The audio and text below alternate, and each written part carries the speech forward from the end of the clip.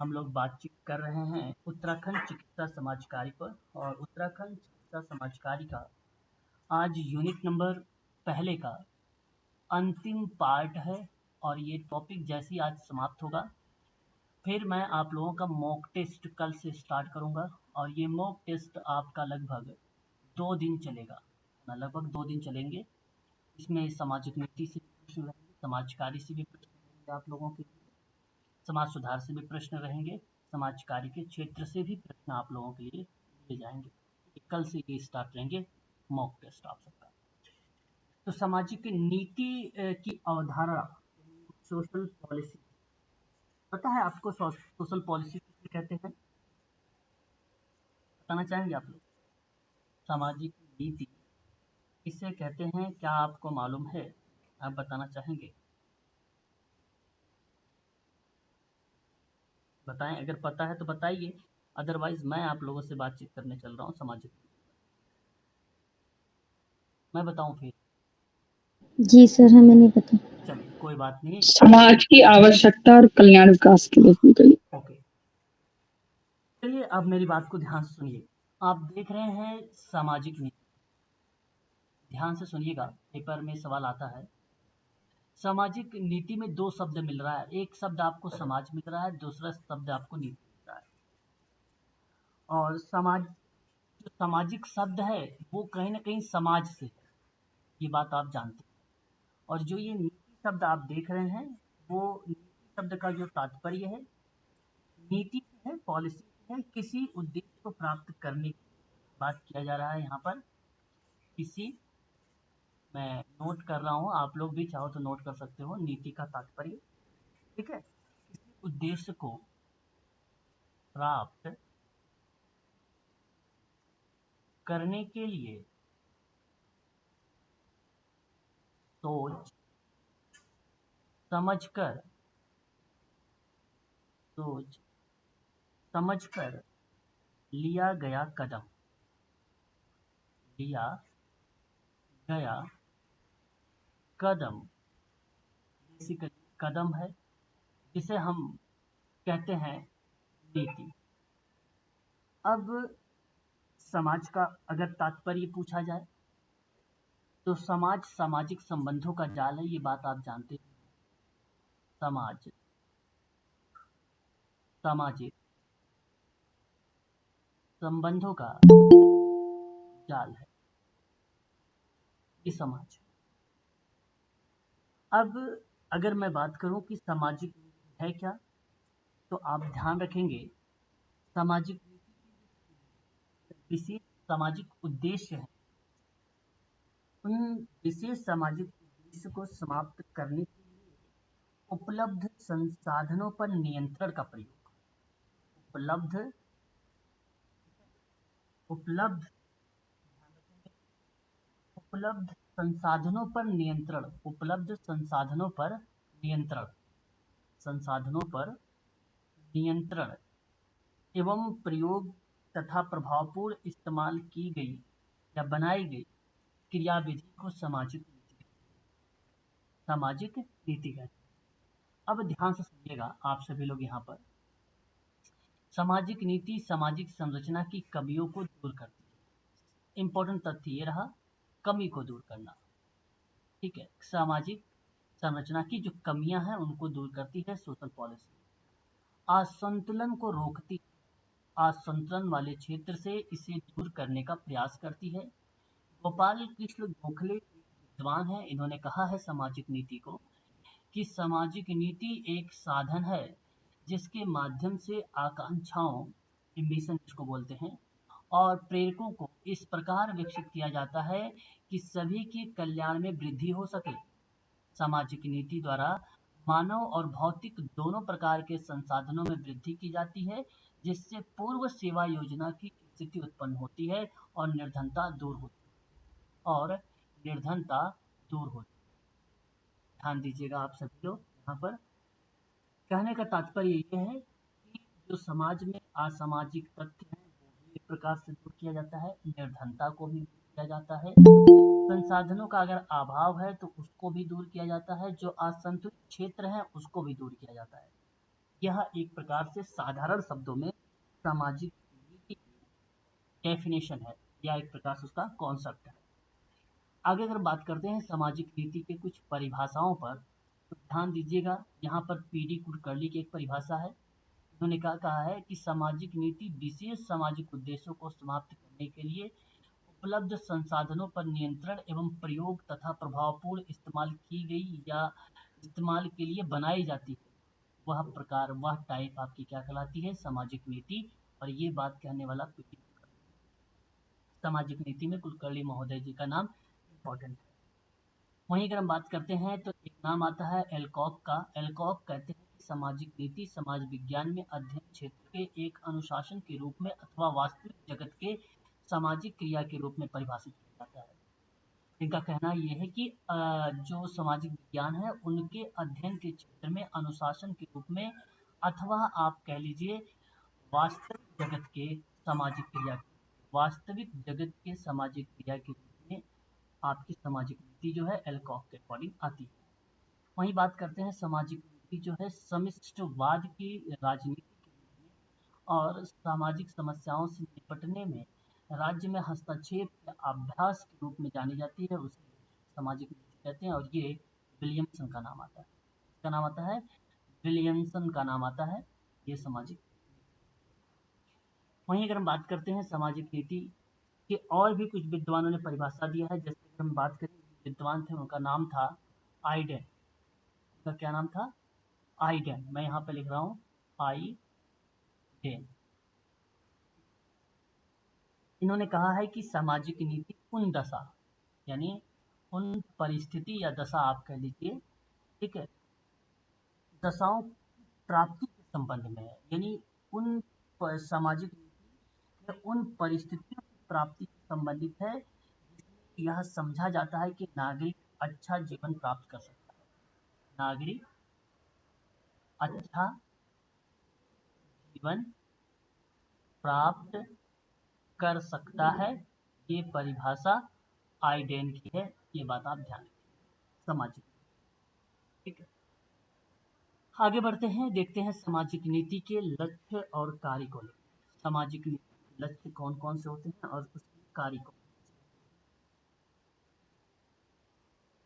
सामाजिक नीति के देखिए, वर्तमान कानूनों को अधिक प्रभावी बनाकर सामाजिक निर्योग्यता को दूर करना ही सामाजिक नीति करती है, ये एक प्रकार से उसका लक्ष्य है, इसी पर वो कार्य भी करती है। सामाजिक निर्योग्यता को दूर करना, ये काफी इंपॉर्टेंट शब्द है, इसको आपको ध्यान रखना कीवर्ड। जन सहयोग और संस्थागत सेवाओं के माध्यम से आर्थिक निर्योग्यता को कम करना, आर्थिक निर्योग्यता को कम करना सामाजिक नीति का लक्ष्य है। बाधितों का पुनर्स्थापित करना, यानी एक प्रकार से पुनर्वास की जो प्रक्रिया संचालित होती है वो भी आपका सामाजिक नीति को रिप्रेजेंट।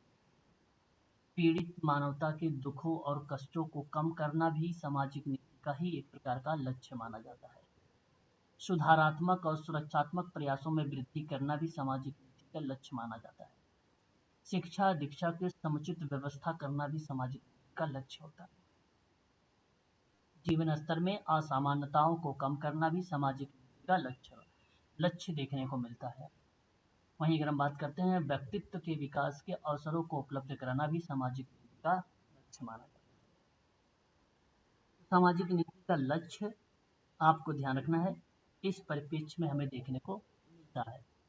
वहीं अगर हम बात करते हैं तो स्वास्थ्य एवं पोषण के रूप में, ठीक है, स्वास्थ्य एवं पोषण, ठीक है, स्तर को ऊंचा उठाना और सभी क्षेत्रों में संगठित रोजगार का विस्तार करना, परिवार कल्याण सेवाओं में वृद्धि करना, निर्बल वर्गों के व्यक्तियों को विशेष संरक्षण प्रदान करना और उचित कार्य को जो शर्त है परिस्थिति है उसका आश्वासन दिलाना और कार्य से होने वाले लाभों को साम्यपूर्ण वितरण सुनिश्चित करना सामाजिक नीति, समाज कार्य में सामाजिक नीति के लक्ष्य कहलाते हैं, ठीक है।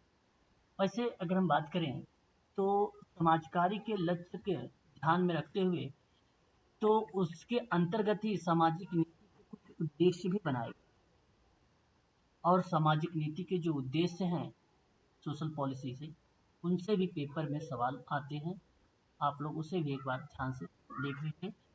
सामाजिक नीति के उद्देश्य क्या क्या हो सकते हैं, आपको पता है? क्या उद्देश्य हो सकते हैं सामाजिक?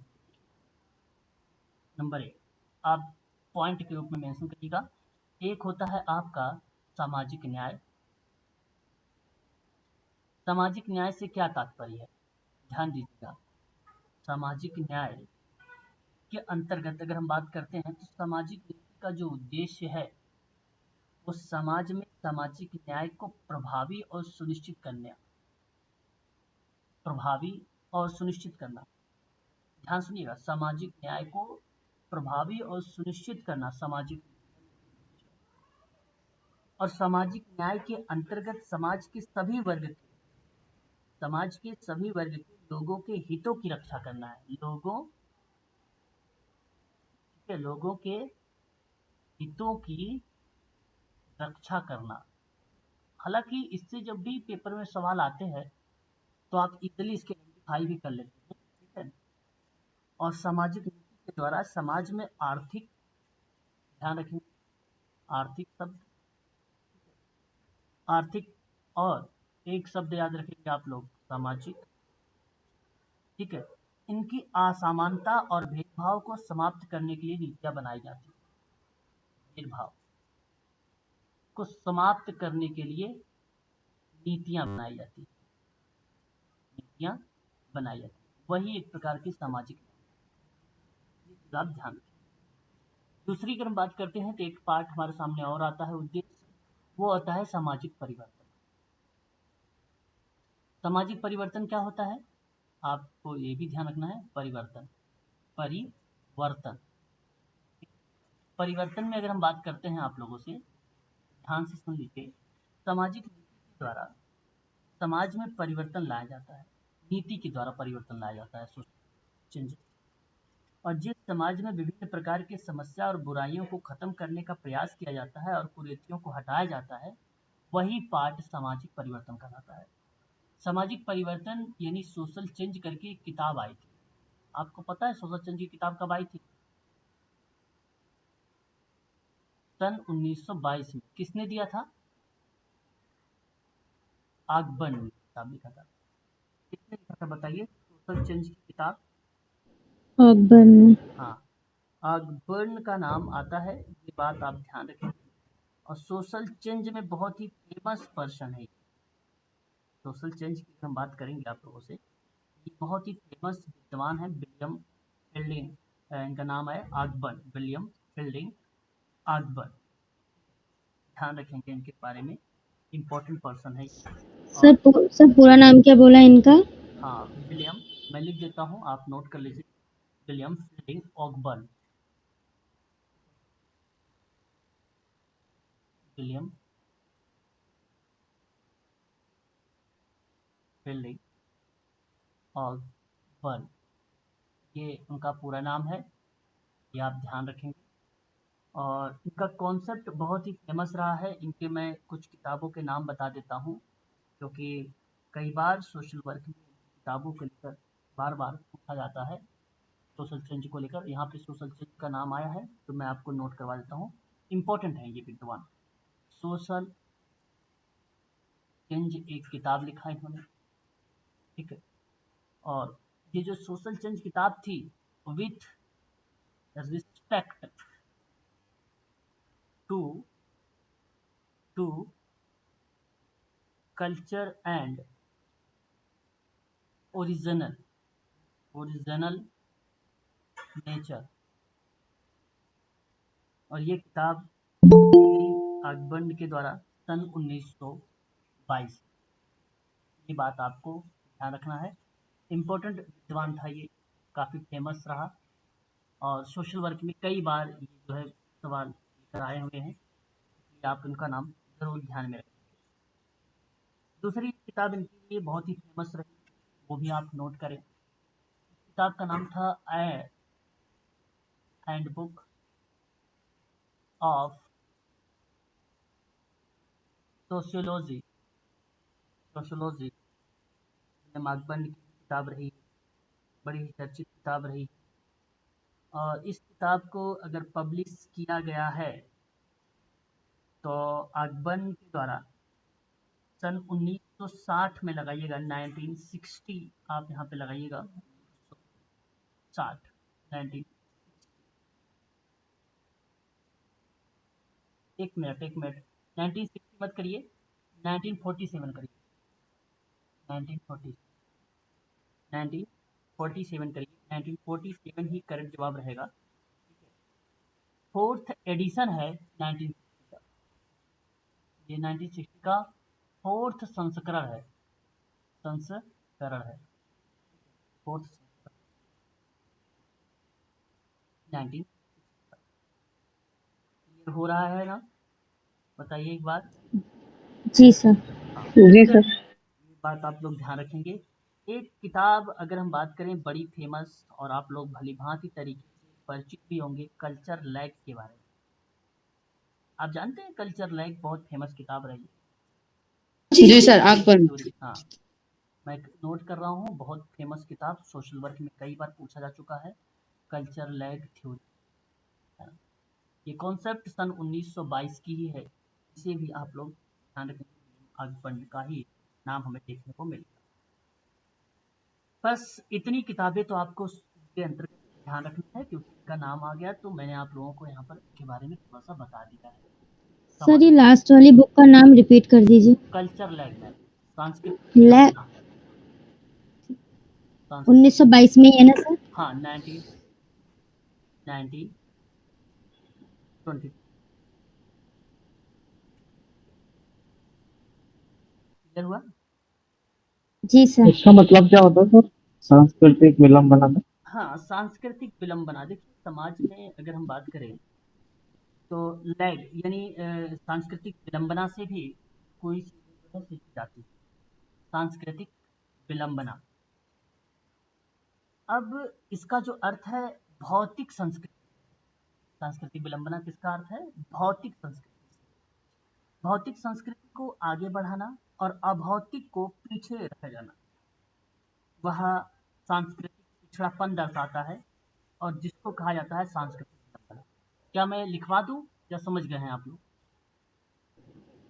सर लिखा दीजिए। बिल्कुल, देखिए, भौतिक संस्कृति को, भौतिक संस्कृति का आगे बढ़ जाना व अभौतिक का पीछे रह जाना ही सांस्कृतिक पिछड़ापन होता है, सांस्कृतिक पिछड़ापन या सांस्कृतिक विलंबना कहलाता है। ठीक है, ये आप ध्यान रखिए, सांस्कृतिक विलंबना का अर्थ इसी के रूप में हमें को मिलता है। इसमें भी अगर आपको कुछ पूछना है तो आप पूछ सकते हो कि सांस्कृतिक विलंबना का कारण क्या हो सकता है। सांस्कृतिक विलंबना का कारण आपने नाम सुना होगा, रूढ़िवादिता, है ना? लगभग सभी समाजों में लोगों की परंपरा और रूढ़ियों के प्रति लगाव पाया जाता है ना? तो नवीन भौतिक वस्तुओं को चाहे वे शीघ्र ही स्वीकार कर ले, परंतु परंपरा से चले आ रहे विश्वास, रीति रिवाज, व्यवहार, मूल्य, आदर्श, नवीन परिवर्तनों को बहुत कम ही स्वीकार किया जाता है। कहा जाता है कि प्रतिबद्धता एक प्रकार का रीजन हो सकता है। नवीनता के प्रति भय हो, अतीत के प्रति निष्ठा हो, निहित स्वार्थ हो, नवीन विचारों की जांच में कठिनाई हो, परिवर्तनों के प्रति विचारों में भिन्नता हो, ये सभी क्या है? ये सभी सांस्कृतिक विलंबना के कारण ही तो हैं, सांस्कृतिक विलंबना के कारण है। और सांस्कृतिक विलंबना क्या है? आज वर्तमान समय में भौतिक प्रगति के कारण, मशीनीकरण, औद्योगिकीकरण में प्रगति हुई है, अनेक नए व्यवसाय पनपे हैं, परंतु उनकी तुलना में श्रम संगठन के नियम और संस्थाओं का विकास धीमी गति से हुआ है। इसी प्रकार से सड़क यातायात तो बढ़ा है, परंतु सड़क के नियम बाद में बने हैं। कृषि करने के नवीन यंत्रों और साधनों का विकास तो हुआ है, पर भूमि सुधार के कानून तो देर से बने हैं। इसी प्रकार भौतिक और अभौतिक संस्कृति में असंतुलन पैदा हो जाता है और उनमें अनुकूलन नहीं हो पाता है। वही दर्शाता है सांस्कृतिक विलंबना, कल्चर लैग उसी को कहा जाता है। और ये बात आगबन ने साफ शब्दों में आप लोगों को बताया। पहले भी मैंने इसके बारे में आप लोगों को चर्चा कर चुका हूँ। ये बात दो भागों में डिवाइड है, ये बात ध्यान रखिएगा सभी लोग, ठीक है? भौतिक और अभौतिक। क्लियर हो गया है तो फिर मैं आगे बढ़ूँ। जी सर। जी सर। चलिए जी सर। आगे देखते हैं सोशल पॉलिसी में और भी चीज़ें हमें देखने को मिलती है। जैसे उसके बाद मैं क्या बात कर रहा था आप लोगों से, आप लोगों ने क्या चीज़ बात कर रहा था ऊपर? सर उद्देश्य चाह रहे उद्देश्य। थे। हाँ उद्देश्य, good, very good, very good, शाबाश। उद्देश्य पर मैं आप लोगों से बातचीत कर रहा था। एक उद्देश्य यहाँ पर ये भी होता है कि सामाजिक समस्याओं का समाधान करना। सोशल पॉलिसी का क्या एक उद्देश्य हो सकता है? एक उद्देश्य होता है सामाजिक, समस्याओं का समाधान। बिल्कुल, समस्याओं का समाधान, समस्याओं का समाधान, एक ये समाधान होता है। दूसरा समाधान कैसे? सोशल पॉलिसी के द्वारा ना समाज में व्याप्त जो सामाजिक समस्याएं हैं उसका समाधान किया जाता है पॉलिसी। और सोशल पॉलिसी से सामाजिक एकता भी आती है, सामाजिक एकता भी देखने को मिलती है। जैसे समाज में सामाजिक तनाव व संघर्ष को कम करता है। समाज में विभिन्न धर्म हैं, वर्ग हैं, जाति के लोग रहते हैं, तो समाज में विद्यमान जो संसाधन का है संसाधन, उन संसाधनों का मिलकर उपयोग किया जाता है।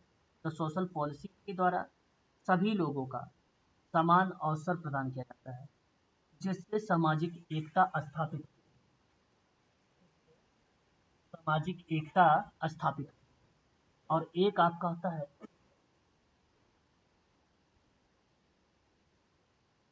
एक आपका होता है मानव जीवन की गुणवत्ता में सुधार। मानव जीवन की गुणवत्ता में सुधार, ठीक है? देखो सभी नागरिकों के जीवन स्तर को सुधारना सामाजिक सामाजिक नीति का महत्वपूर्ण उद्देश्य होता है। इसके अंतर्गत स्वास्थ्य हो गया, पोषण हो गया, शिक्षा हो गया, आवाज हो गया, रोजगार हो गया, इत्यादि चीजें देखने को मिलती हैं। ये चीजें आपको ध्यान रखना है। तो ये आपकी जो है मैंने अभी जो बताए हैं यहाँ पर आप ध्यान रखेंगे। एक आपका मिलता है सामाजिक न्याय, एक आपका सामाजिक परिवर्तन, दूसरा आपको सामाजिक समस्याओं का समाधान, तीसरा सामाजिक एकता, और फिर उसके बाद मानव जीवन की गुणवत्ता में सुधार। ये इतने पार्ट हैं तो आप लोग ध्यान रखेंगे, ठीक है?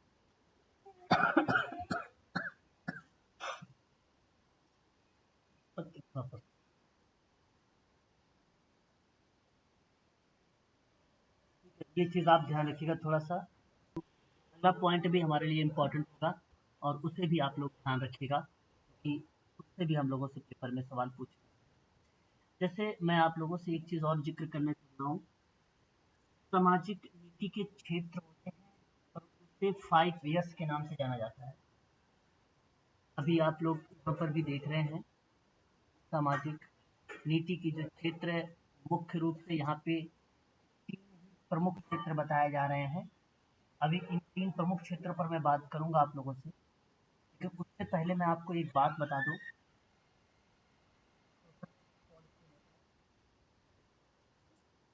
पॉलिसी में कुल टोटल जो है 5 S होते हैं, 5 S होते हैं। इस चीज़ को आप ध्यान रखेंगे, सभी 5 S देखने को मिलता है। और ये नोट कर लीजिएगा, डिवरेक्स डिवरेक्स एवं कुक के द्वारा बताए गए 5। नंबर 1 जो क्षेत्र आता है आपका वो सामाजिक क्षेत्र आता है। ठीक है, दूसरा जो आता है आपका सामाजिक बीमा आता है।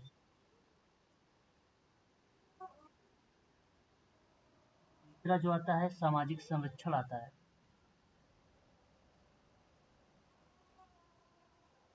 सामाजिक संरक्षण आता है।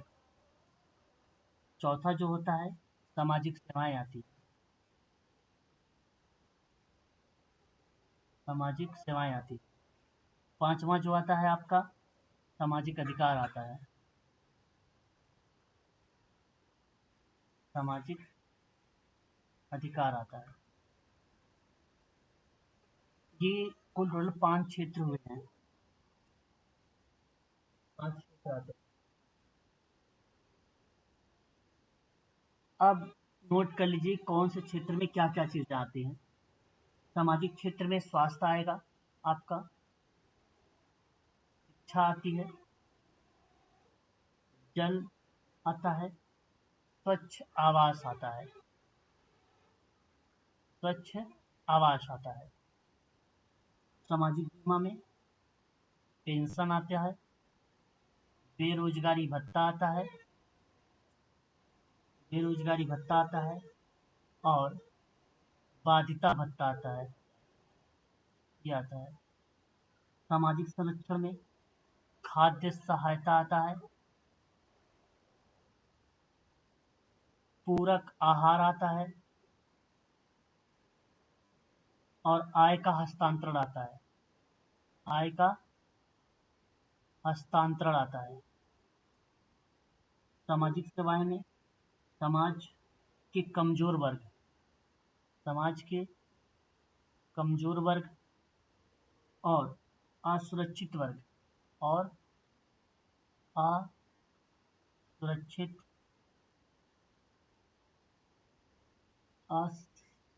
वर्ग आता है और इन वर्गों की देखभाल करना और सहायता होता है। इन वर्ग की देखभाल और सहायता आता है, यह आपको ध्यान रखना है।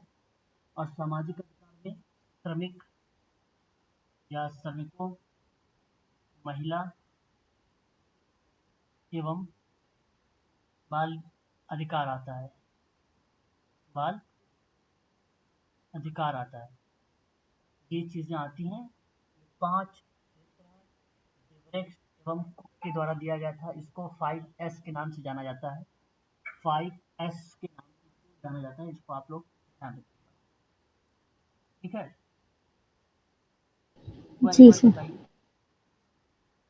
जी सर। जी सर। पूछ रहे हैं सर? नहीं सर।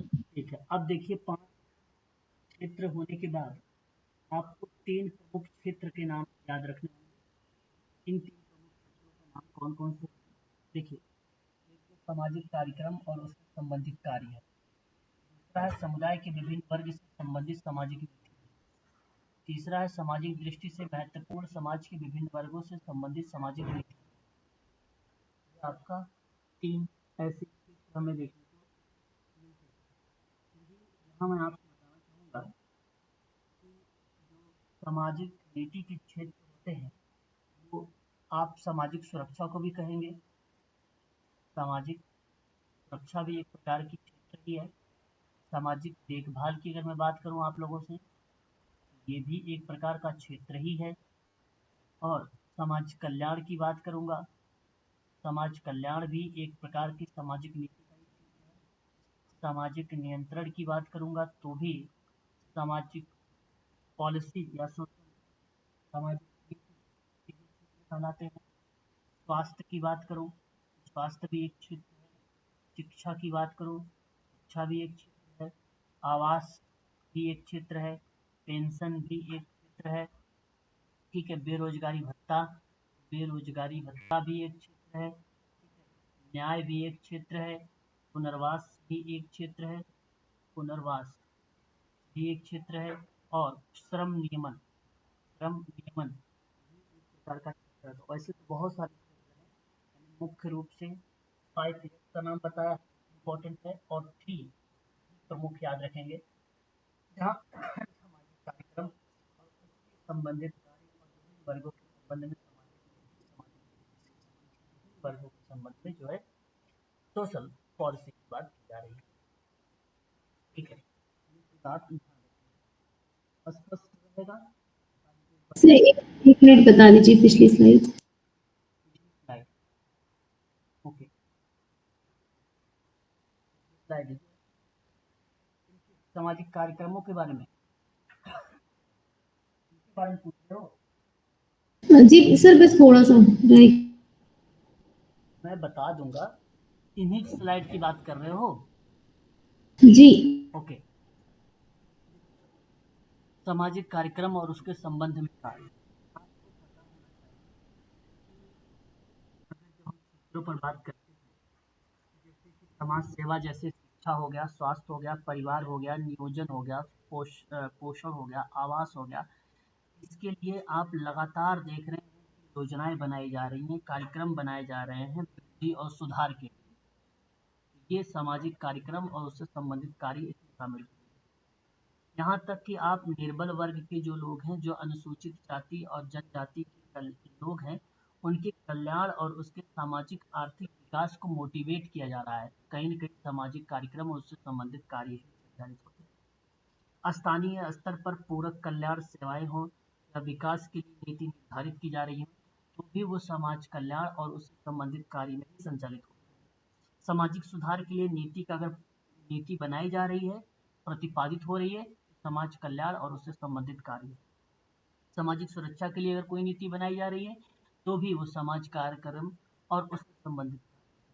सामाजिक आर्थिक परिवर्तन लाना, आय और धन के असमान वितरण में कमी लाना, आर्थिक शक्ति को केंद्रीकरण करके रोकना और समान अवसर उपलब्ध कराने का प्रयास किया जाना, वो कहीं न कहीं सामाजिक कार्यक्रम और उससे संबंधित कार्य को सुचारू रूप से संचालित होता है। वहीं अगर हम बात करते हैं समुदाय के विभिन्न वर्गों से संबंधित सामाजिक नीति को लेकर, तो प्रत्येक ऐसे समुदाय में जहां औद्योगिकीकरण और आधुनिकीकरण तीव्र गति से होता है, वहीं 2 वर्गों का अभ्युदय स्वाभाविक होता है। एक वर्ग ऐसा होता है जो उत्पन्न हुए नए अवसरों का पूरा लाभ उठाता है।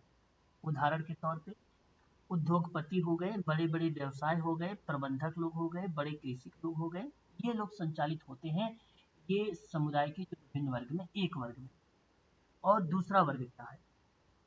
दूसरा वर्ग वह होता है जो जीवन की मुख्य धारा से अलग होते हैं, जिससे वर्तमान योजनाओं के लाभ नहीं मिल पाते हैं। उदाहरण के तौर पर भूमिहीन खेतिहर मजदूर अगर है, या जनजातियों के सदस्य है, या मलिन बस्तियों का निवासी है, या असंगठित उद्योगों में लगे हुए जो मजदूर हैं वो है, तो वो एक प्रकार का समुदाय के जो विभिन्न वर्ग हैं उससे संबंधित वो सोशल पॉलिसी में उसका लाभ नहीं उठा पाते। इसलिए कहा जाता है कि प्रत्येक ऐसे समुदाय में जहाँ औद्योगिकीकरण और आधुनिकीकरण तीव्र गति से हो रहा है, उसमें 2 टाइप के वर्ग पाए जाते हैं। दोनों वर्ग का नाम नोट कर लीजिए। एक वर्ग वो होता है जहाँ पे बड़े उद्योगपति, बड़े-बड़े व्यवसायी लोग आते हैं, जिसका पूरा लाभ, जो अपना पूरा लाभ उठा लेते हैं।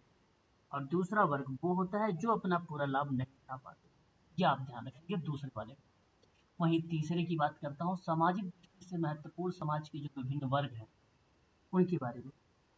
प्रत्येक समाज में सर इनको हम कमजोर वर्ग और सशक्त वर्ग भी कह सकते हैं क्या? बिल्कुल कह सकते हैं, सशक्त वर्ग, कमजोर वर्ग, बिल्कुल करेक्ट है, आपका करेक्ट रहेगा वो भी। वहीं अगर हम बात जी करें सामाजिक दृष्टि से महत्वपूर्ण समाज के विभिन्न वर्गों के सामाजिक संबंधित सोशल पॉलिसी को लेकर, तो प्रत्येक समाज में कुछ ऐसे महत्वपूर्ण वर्ग होते हैं जिनका कल्याण आवश्यक माना जाता है। उदाहरण के तौर पर कम आयु के बच्चे, विद्यालय का लाभ ना उठा पाने वाले बच्चे, अध्ययन के दौरान ही कुछ अपरिहार्य कारणों से विद्यालय को छोड़कर चले जाने वाले बच्चे, या नौजवान, ऐसे वर्ग के लोग, तो उनके लिए ये बनाया गया है एक प्रकार का क्षेत्र।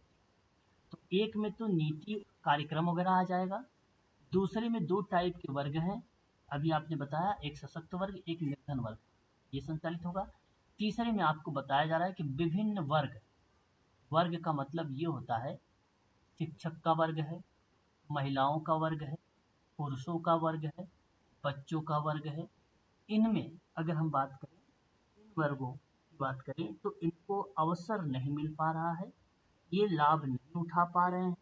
अपरिहार के कारण ये अपने कार्यों में सुचारू रूप से नियमित तरीके से कार्य नहीं बन पाते हैं, जिसकी वजह से सोशल पॉलिसी बनाना अत्यंत आवश्यक होता है। ये 3 महत्वपूर्ण वर्ग हैं जो मैंने अभी आप लोगों को बताए, इसको भी आप ध्यान रखें। चलिए आगे बात करते हैं। अब सामाजिक नीति के प्रारूप वेरी वेरी मोस्ट इम्पोर्टेंट प्रारूप हैं, और ऐसे ये प्रारूप हैं, इन प्रारूपों को आप लोगों को ध्यान में रखना पड़ेगा। कितने टाइप के सोशल पॉलिसी प्रारूप होते हैं? 4 टाइप के प्रारूप। सोशल वर्क में ये चाहे मेडिकल सोशल वर्क का पेपर हो या यूजी सेट का हो या एमपी सेट का पेपर, हर बार सोशल पॉलिसी से यहाँ से प्रश्न पूछे जाते हैं। मैं आपसे कहूँगा कि अपनी कॉपी पर आईएमपी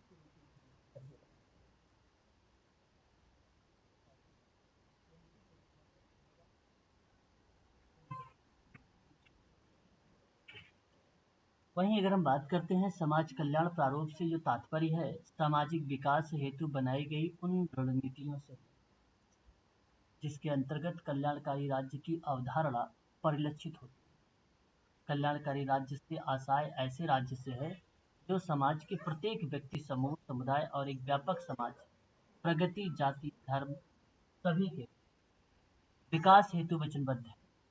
कल्याणकारी राज्य विकास समाज के सभी वर्गों के विकास की बात करता है, खासकर उन लोगों के लिए विशेष सुविधा प्रदान करता है जो किसी भी समस्या से ग्रसित हो। तो कहने का जो तात्पर्य यहाँ पर है समाज कल्याण का, सामाजिक विकास के लिए बनाए गए उन रणनीतियों से जिसके अंतर्गत कल्याणकारी राज्य शामिल है। अब जब आप लोगों से पूछा जाए कल्याणकारी राज्य की अवधारणा, तब आप लोग तुरंत जवाब दीजिएगा सामाजिक नीति के प्रारूप में कल्याणकारी अवधारणा की। और कल्याणकारी राज्य की अवधारणा 19वीं शताब्दी में व्यक्तिवाद के विरोध में कल्याणकारी राज्य की अवधारणा का उदय हुआ था। कौन सी शताब्दी में? 19वीं शताब्दी में व्यक्तिवाद के विरोध में हुआ था। इसमें व्यक्तिवाद के विरोध में हुआ था। ये चीज ध्यान रखिएगा आप लोग, इंपॉर्टेंट तथ्य दे रहा हूँ। कल्याणकारी राज्य का मुख्य उद्देश्य क्या हो सकता है? लोगों को शोषण से मुक्त करके उनका कल्याण सुनिश्चित करना। ठीक है क्या? लोगों को शोषण से मुक्त करके उनका कल्याण सुनिश्चित करना ही कल्याणकारी राज्य की मुख्य उद्देश्य है। चलिए बातचीत करते हैं आगे। हाँ, क्या कह रहे थे आप, बताइए एक बार।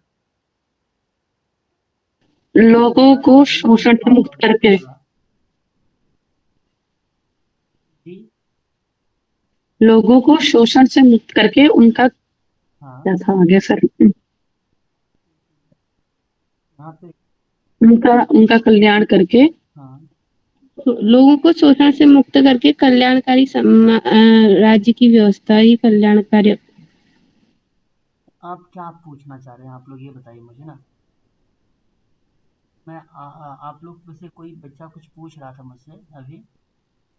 सर कोई अनुच्छेद पूछ रहा था। अनुच्छेद पूछी थी सर, मैं कौन से सर अनुच्छेद 19वीं पर है? शताब्दी में व्यक्तिवाद के विरोध में बता रहे थे कल्याणकारी राज्य। हाँ बिल्कुल सही। देखो आप ध्यान रखिएगा, मैं आपको कुछ आर्टिकल रूबरू करवा दूँ, उन आर्टिकल को भी आप लोग ध्यान में रखेंगे तो आप इजीली कर पाएंगे काम को। पहली बात तो आपको ध्यान रखना है कि संविधान के जो भाग 4 बनाए गए हैं, भाग 4, भाग 4 में अगर मैं बात करूँ तो उसमें कल्याणकारी राज्य की अवधारणा बताई गई है। भाग 4 में क्या बताया गया है? कल्याणकारी, ठीक है, राज्य की अवधारणा बताया गया है। ये चीज़ आप ध्यान रखेंगे। पहला पॉइंट पेपर में आता है, पूछा भी जाता है। भारतीय संविधान के भाग 4 अनुच्छेद 36 से लेकर 51 के बीच में अगर हम बात करते हैं, 36 से लेकर 51 तक की, वो कहीं ना कहीं आर्टिकल के अंतर्गत कल्याणकारी राज्य की बात होती है। जब बात केवल पर्टिकुलर लोगों के कल्याण को लेकर लोगों के कल्याण के संवर्धन की लेकर हो, संवर्धन के लिए संवर्धन के लिए सामाजिक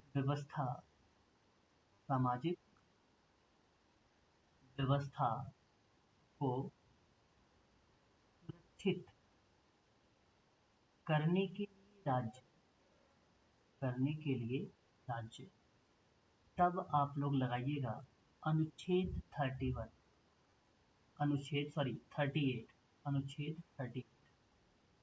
अनुच्छेद 38 इसको आप लोगों को ध्यान रखना।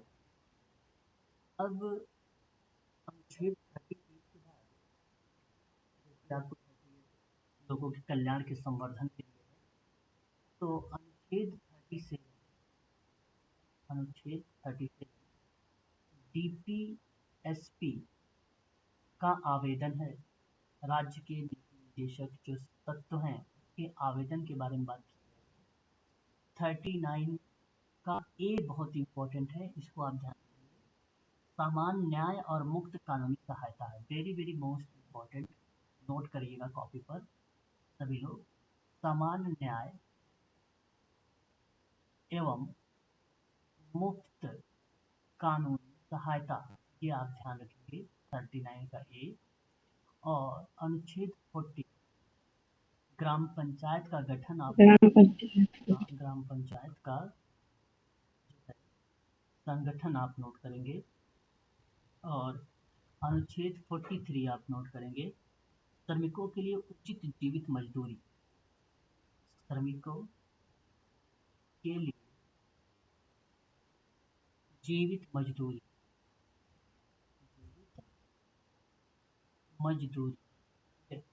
और आर्टिकल बात करेंगे 44 के बारे में, 44 के बारे में समान नागरिक संहिता, समान नागरिक संहिता। और आर्टिकल 48 के बारे में अगर आपसे पूछा जाएगा तो कृषि एवं पशुपालन का संगठन आप नोट करेंगे। और लास्ट का एक और बचा है 49, इसे आप याद रखेंगे, संस्मारक और स्थानों का संरक्षण, प्राकृतिक महत्व की जो वस्तुएं हैं उसके बारे में जिक्र किया गया है इसमें, इसे आप इसे भी ध्यान में रखें। सर लास्ट वाला क्या लिखा है? संस्मारक और स्थानों का संरक्षण है, ये आपका 49 है, ये आपका 40। ये आपके राज्य के नीति सिद्धांत के अंतर्गत ये कुछ मैंने आपको बताया है आर्टिकल, उन आर्टिकल को ध्यान रखना है। और कल्याणकारी राज्य की अवधारणा संविधान के किस भाग में आती है? तो राज्य की नीति निर्देशक सिद्धांत में आता है, जो भाग नंबर 4 दर्शाता है, भाग 4 दर्शाता है। ठीक है, ये बात आपको ध्यान रखना। क्लियर हो गया है? सर पिछली स्लाइड में आपने 38 के बारे में क्या बताया है? 39 बताया था, हाँ वही पूछना है सर मुझे भी। 39 की है समान न्याय और मुक्ति कानूनी सहायता।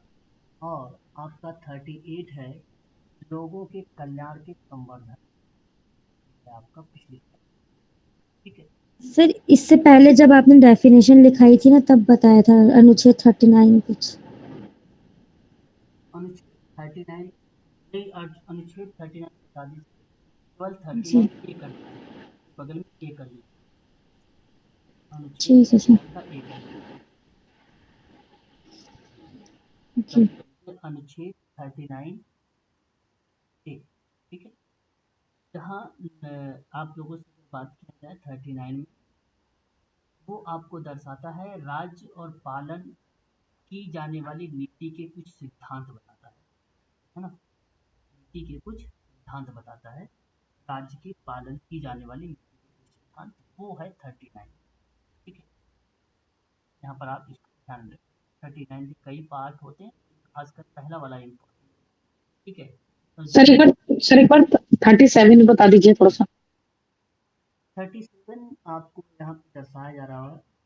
अच्छा, यहाँ पे 37 डीपीएसपी की बात की है ना। अनुच्छेद में डीपीएसपी का मतलब है राज्य के नीति निदेशक सिद्धांत के बारे में, है ना। मैं आपसे कहना चाहूँगा कि ये उस अंतर्दृष्ट तथ्यों को लागू करता है जब किसी न्यायालय के द्वारा प्रवर्तन नहीं होगा, किंतु फिर भी उसमें अधिकथित तत्व देश के शासन में मूलभूत होगा। विधि बनाने में इन तथ्यों को लागू करना राज्य का कर्तव्य होगा। विधि बनाने में इन तथ्यों को लागू करने राज्य का कर्तव्य होगा। वह अनुच्छेद भारतीय संविधान का 39 है। वह अनुच्छेद आप ध्यान रखेंगे 39 है। विधि बनाने में तथ्यों को लागू करने में राज्य का कर्तव्य है।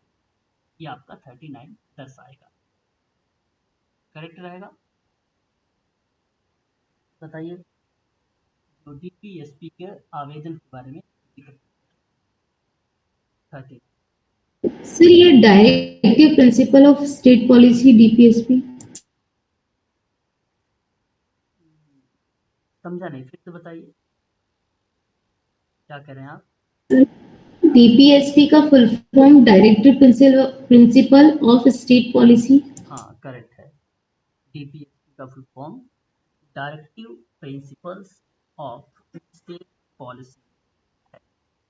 राज्य की नीति निदेशक तथ्य कहा जाता है इसको। ठीक है, बात ध्यान रखिएगा। मौलिक अधिकार जो होंगे वो न्यायालय में प्रवर्तन के योग्य होंगे। याद रखिए, न्यायालय में प्रवर्तन के योग्य होंगे, ये चीज ध्यान रखिए। प्रवर्तन का मतलब क्या है, प्रवर्तन का अर्थ क्या है, आरंभ करना, है ना। प्रवर्तन का मतलब आरंभ करना, प्रवृत्त करना, ठीक है, प्रवर्तन कहलाता है। क्लियर हुआ। आगे बढ़े जी, आगे जी सर। ये आपका हुआ। दूसरा है सामाजिक सुरक्षा का प्रारूप। ये प्रारूप हमारे लिए इम्पोर्टेंट है। ऐसे प्रारूपों की अगर मैं आप लोगों से बात करूं, एक प्रारूप हमारे सामने देखने को मिलता है, उसका नाम है, अगर हम जिक्र करें, सामाजिक सुरक्षा का प्रारूप। देखिए, समाज के माध्यम से ऐसी सुरक्षा और कानून प्रदान किए जाएंगे जिससे समाज में रहने वाले लोगों को सुरक्षा प्रदान की जा सके, है ना। सामाजिक सुरक्षा के तहत या अंतर्गत सामाजिक नीतियाँ इस प्रकार बनाई जाएंगी ताकि समाज के प्रत्येक वर्ग की सुरक्षा हो सके और समाज में उत्पन्न समस्याओं का समाधान इस प्रकार प्रारूप तैयार किया जाए ताकि उन समस्त समस्याओं का निदान भी किया जा सके। व्यक्ति, समूह, समुदाय कि यदि असंतुलन उत्पन्न होता है तो समाज में खतरा उत्पन्न होता है। सामाजिक सुरक्षा में लोगों के विकास हेतु विभिन्न प्रकार की योजनाएं चलाई जाती हैं, जैसे बीमा हो गई, विभिन्न प्रकार के अधिनियम हो गए, कानून हो गए, ये सारी चीजें इसके अंतर्गत आते हैं। तो सामाजिक सुरक्षा से लोगों के विकास के लिए अनेक प्रकार की जो योजनाएं चलाई जाती हैं वो सामाजिक सुरक्षा का ही पार्ट बनता है। ये दूसरा प्रारूप। तीसरा प्रारूप उदारीकरण का प्रारूप, ये भी इम्पोर्टेंट है। उदारीकरण का प्रारूप देखिए, इस प्रकार के प्रारूप में ऐसी नीतियां बनाई जाती हैं कि समाज में प्रत्येक वर्ग के लोग राज्य के द्वारा चलाए गए कार्यक्रमों में प्रदान किए गए साधनों में संपूर्ण रूप से अपनी भागीदारी निभा सके, क्योंकि समाज सामाजिक संबंधों का जाल है जिसका निर्माण समानता चेतना पर आधारित है। समानता की चेतना ही परस्पर सहभागिता की आधारशिला है। उदारीकरण एक प्रक्रिया है जिसके तहत सरकार अपनी नीतियों को इस प्रकार से लागू करती है कि लोगों को कार्य, व्यवसाय इत्यादि करने में कठिनाइयाँ ना आए। अर्थात एक व्यक्ति आसानी से एक देश से दूसरे देश में अपना व्यवसाय भी कर सके। कहने का भाव यहाँ पर ये है कि उदारीकरण एक ऐसी प्रक्रिया है जिसके द्वारा या जिसके अंतर्गत सरकार अपनी नीतियों को इस प्रकार से लागू करती है जिससे लोगों के कार्य, व्यवसाय आदि करने में कठिनाई ना आए। इस तरीके का व्यवसाय बताता है। अब व्यवसाय का मतलब होता है कि प्रत्येक व्यवसाय की अपनी विशेषता होती है जिसके कारण उसे समाज में पहचान मिलती है। और यह प्रत्येक व्यवसाय का सामान्य गुण है कि व्यवसाय को व्यावसायिक स्तर प्रदान करते हैं ताकि आजीविका के साधन अपनाए जा सके। बौद्धिक और तार्किक विधियों के माध्यम से विशेष प्रशिक्षण के माध्यम से दैनिक जीवन को बेहतर बनाने के लिए व्यवसाय का उपयोग करना आवश्यक होता है। इस चीज को आप ध्यान रखेंगे। और आधुनिक युग में व्यवसाय शब्द की उत्पत्ति संगठित जीविका से हुई, जिससे एक व्यवसाय ज्ञान की आवश्यकता होती है और मानव जीवन के कुछ अनुभवों को श्रमिकों के कौशल द्वारा कला के रूप में उपयोग किया जाता है ना। अर्थात आप ये कह सकते हैं कि विशेष ज्ञान वैज्ञानिक आधार प्रस्तुत करता है ना। बात आप पता होना चाहिए। वहीं अगर हम बात करते हैं, हमारे सामने एक अंतिम जो प्रारूप है वो प्रजातांत्रिक प्रारूप है। इस प्रारूप के तहत नीतियां इस प्रकार बनाई जाती हैं कि उन नीतियों का लाभ राज्य के संपूर्ण लोगों को समूह समुदायों से मिलकर जो है मिल सके। अर्थात लोकतांत्रिक को ही प्रजातांत्रिक कहा जाता है। प्रारूप के तहत नीतियां इस प्रकार बनाई जाती हैं जिसके तहत कोई व्यक्ति कानून के दायरे में रहकर अपने व्यक्तित्व का सर्वांगीण विकास कर सके। यदि किसी को या किसी भी प्रकार का बाधा से कोई व्यक्ति ग्रसित है तो उन बाधाओं को दूर करके उसका विकास भी किया जा सकता है। प्रजातांत्रिक प्रारूप के अंतर्गत नीतियां इस प्रकार बनाई जाती हैं कि उन नीतियों का लाभ राज्य के प्रत्येक लोगों को समूह और समुदाय में मिल सके। इस प्रारूप के तहत कोई भी व्यक्ति कानून के दायरे में रहकर अपने व्यक्तित्व का सर्वांगीण विकास कर सकता है। वह प्रजातांत्रिक प्रारूप कहलाता है। वह प्रजातांत्रिक प्रारूप कहलाता है। ठीक है, अब आप ध्यान रखिए, इससे अगर आप लोगों से पेपर में सवाल पूछे जाएंगे। अच्छा, यहाँ पे देखिए इतिहास है। इतिहास में सामाजिक नीति की जो कल्पना है पहली बार सन 1940 में रिचर्ड टिस्मस द्वारा ब्रिटेन में सामाजिक प्रशासन के क्षेत्र में कल्याण के सामाजिक विभाजन का 1955 पर टिटमस ने एक निबंध लिखा था। सामाजिक प्रशासन को धीरे धीरे अवशोषित करने के लिए सामाजिक नीति का विकास को निर्धारित किया था। तो टिटमस का नाम आता है। पहली बार इन्होंने 1940 के दशक में किया था। कल्याण को सामाजिक विभाजन 1955 में एक निबंध लिखा था। ये चीजें हमें देखने को मिलती है। ये चीज आप यहाँ पर ध्यान रखेंगे। अच्छा, अब यहाँ पर देखिए आप लोगों से प्रश्न कैसे पूछे जाते हैं। मैं आप लोगों को कुछ प्रश्न बता दूं। सामाजिक नीति की अवधारणा क्या है? प्रश्न क्वेश्चंस आप लोगों से पूछे जाएंगे। पहला क्वेश्चन रहेगा सामाजिक सोशल पॉलिसी की जो अवधारणा है वो क्या है। एक तो ये प्रश्न बनेगा। दूसरा क्वेश्चन आपसे बनाया जाएगा सामाजिक नीति सोशल पॉलिसी उद्देश्य क्या है, उद्देश्य क्या है। तीसरा प्रश्न बनेगा सामाजिक नीति की क्षेत्र क्या है, सोशल पॉलिसी क्षेत्र क्या है, ध्यान रखिए। चौथा प्रश्न बनेगा सामाजिक नीति के स्रोत, सोशल पॉलिसी के स्रोत के बारे में ध्यान रखिएगा आप सभी लोग। एक संविधान इसका स्रोत है।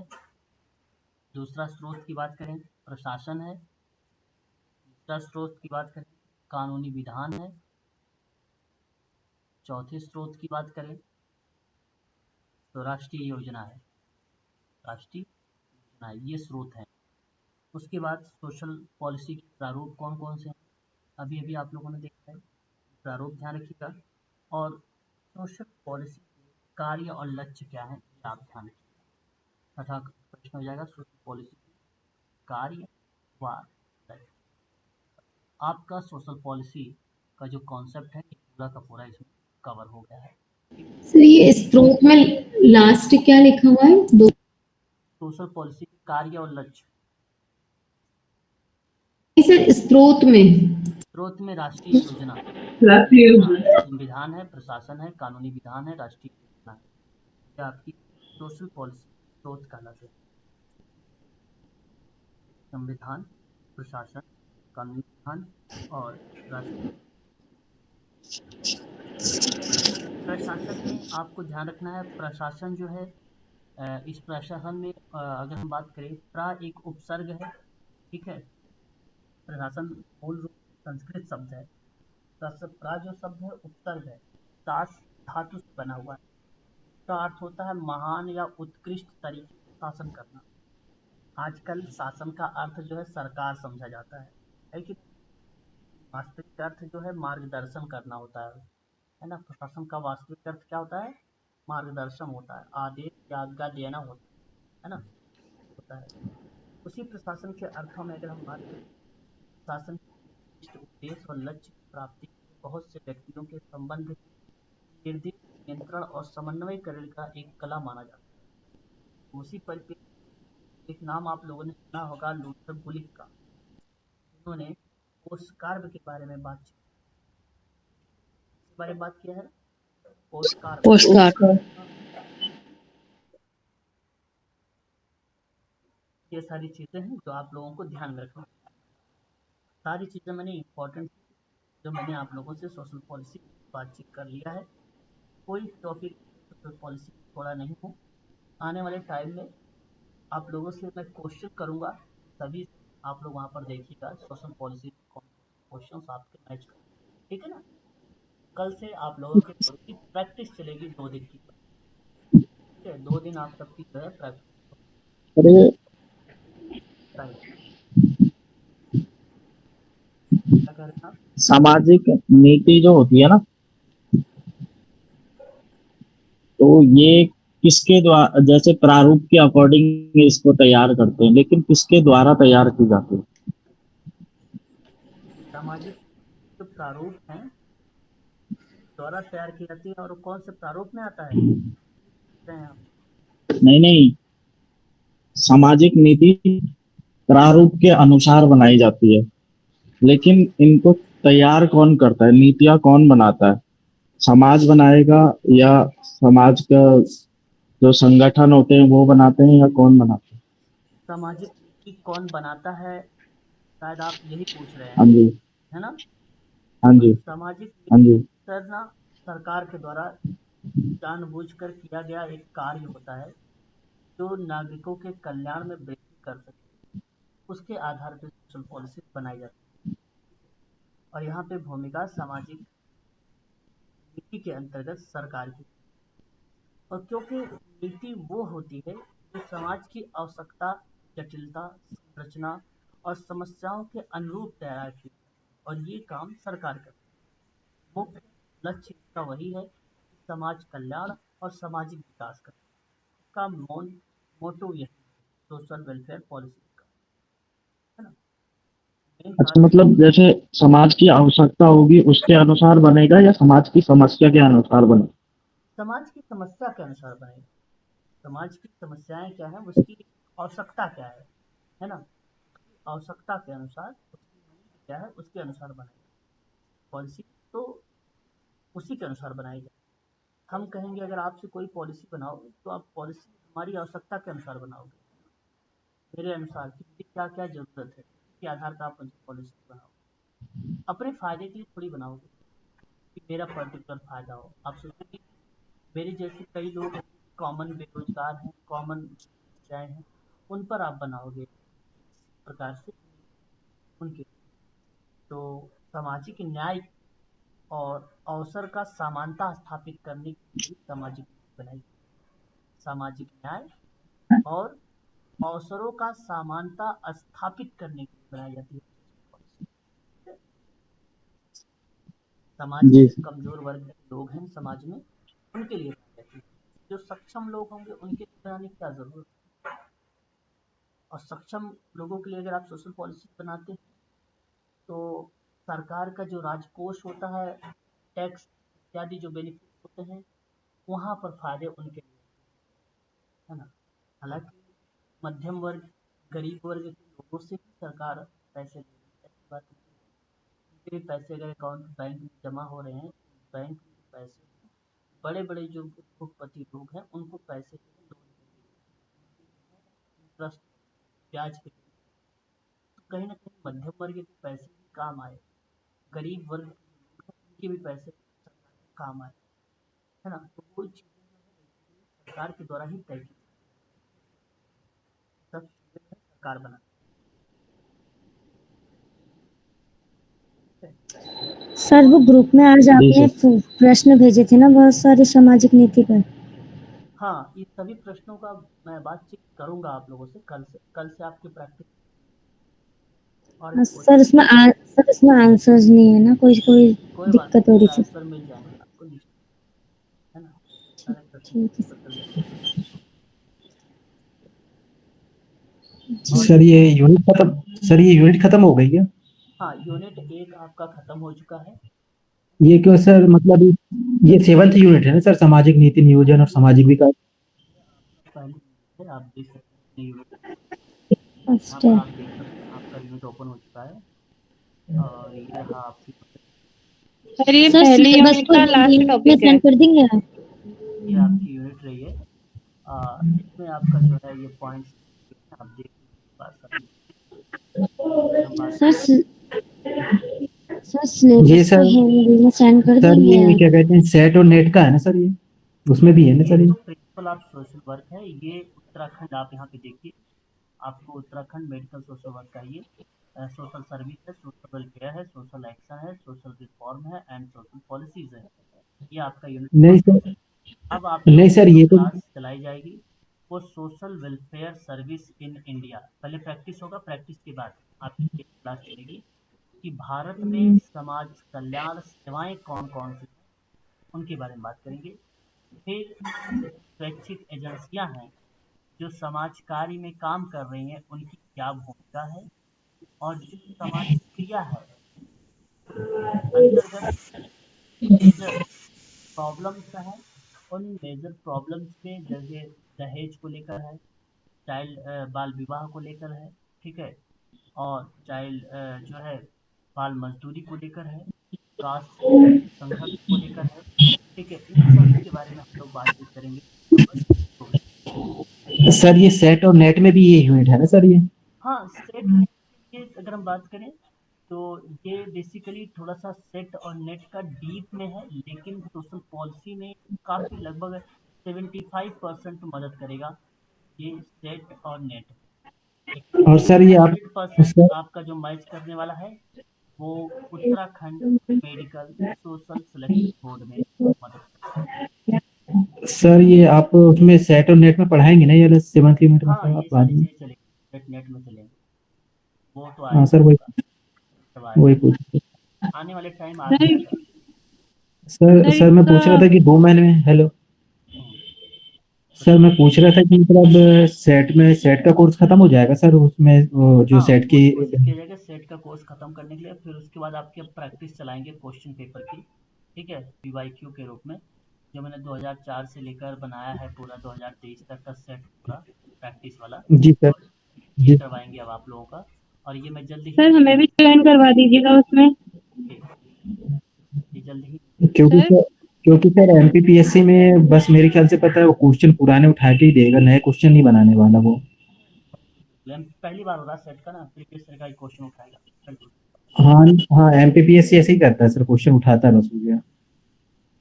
सर हाँ, जी सर। सर इसका हिंदी वाला भी आपके पास है सिलेबस का? ये इंग्लिश वाला तो है हमारे पास। क्या है आपके पास? सर हिंदी हिंदी वर्जन है सर। ट्रांसलेशन, हिंदी वर्जन है इसका। हाँ हाँ हाँ, हिंदी वर्जन वो दिखा दीजिए, हम स्क्रीनशॉट ले लेंगे।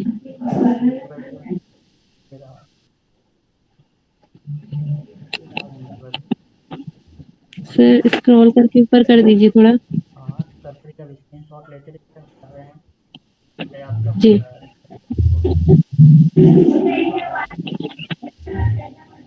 सेट वाला लिख, जी ले लें। उसके बाद आप अब 8वां 9वां लिख, जी उसके बाद आप शॉर्ट 9वां 10वां 11वां ले लें, जी सर। और उसके बाद 12वां नंबर जो कि आपका जी सर, थैंक यू सर। चलिए, तो आज की बस इतना ही, फिर मुलाकात करेंगे कल की क्लास में। कल आप सबकी प्रैक्टिस है यूजीसी नेट में, अगर हम बात करें कल समाज कार्य की प्रक्रिया पढ़ेंगे, और उत्तराखंड में कल हम पढ़ेंगे ड्यूमा के बारे में, ठीक है, ड्यूमा एंड कार्ल मार्क्स के बारे में। प्रैक्टिस कितने बजे वाली क्लास में होगी प्रैक्टिस? 8:30 8:30 बजे, जी सर। और जो टॉपिक पढ़ाएंगे? वो 5:30 बजे वाली क्लास में, और 7 बजे वाली क्लास में टॉपिक चलेगा। जी सर, हमारे टॉपिक कवर हो जाएंगे उसमें सेकंड? कौन कौन से टॉपिक को हमारा, मैं एक्चुअली समझ नहीं पाता हूँ ना कौन बच्चा बोल रहा है। सर उत्तराखंड वाला भी होगा क्या उस पे कवर? उत्तराखंड वाला का, उत्तराखंड का तो प्रैक्टिस होगी। अच्छा ठीक है सर। उत्तराखंड, चलिए आज की बस इतना ही, कल मुलाकात करते हैं। एंजॉय करते रहिए, पढ़ते रहिए, और सभी लोग good night. Okay, thank you sir. Good night.